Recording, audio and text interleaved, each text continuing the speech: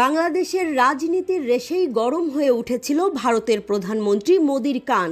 আর সেই গরম হাওয়ায় নতুন দোল দিয়েছিল পশ্চিমবঙ্গ।